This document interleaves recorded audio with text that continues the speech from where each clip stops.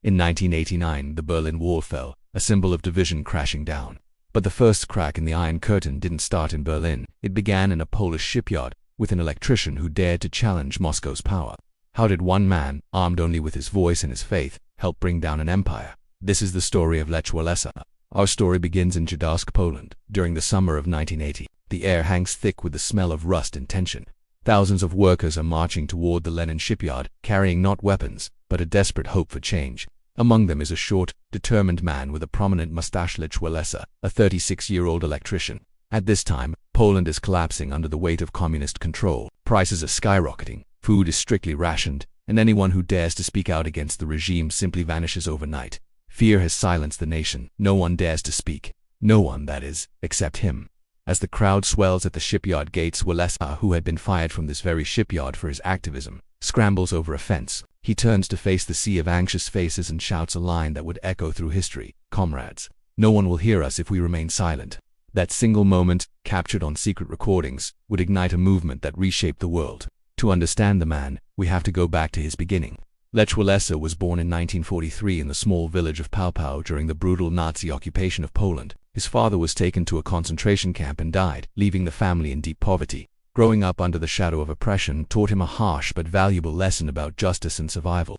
Years later, he found work as an electrician in the Lenin shipyard of Gdańsk. He was a quiet man, but observant and sharp. He watched the injustices around him, the small and large cruelties of the system, and a quiet anger began to build within him. Then, one day, something happened that would crystallize his resolve. A crane operator and activist named Anna Walentynowicz was fired just months before her retirement, her crime demanding basic rights for the workers. Her dismissal wasn't just an isolated incident. It was the spark that lit a fire across Poland. It was the final insult that the workers could not ignore. In August of 1980, the shipyard erupted. Hundreds of workers walked off the job, demanding Anna's reinstatement and better conditions. Hearing the news, Lech Walesa raced to the shipyard. He scaled the wall and, with his natural charisma and fiery rhetoric, quickly became the leader of the strike. What started as a local protest exploded into a national phenomenon. Within days, strikes spread like wildfire across the country. The government, led by General Wojciech Jaruzelski, was stunned. They couldn't contain the movement. For the first time in the entire Soviet bloc, an independent trade union was born, Solidarity, or Solidarność in Polish. The name itself was a declaration of unity against oppression. The movement's growth was staggering. Within weeks, it had 10 million members, nearly one-third of Poland's entire workforce. From miners to intellectuals, from farmers to doctors, the nation rallied behind the electrician from Gdańsk. The ground beneath the Soviet Union began to tremble. Moscow watched with alarm as this small nation dared to demand its freedom. The regime, however, was not going to give up without a fight. In December of 1981, General Jaruzelski declared martial law. The country was plunged into a state of military lockdown. Tanks rolled through the streets of Warsaw and Gdańsk. The brief dream of freedom seemed to be over. Thousands of Solidarity members were arrested in midnight raids. The union was outlawed. Lech Walesa himself was imprisoned, held in isolation for nearly a year, completely cut off from his family and the movement he led.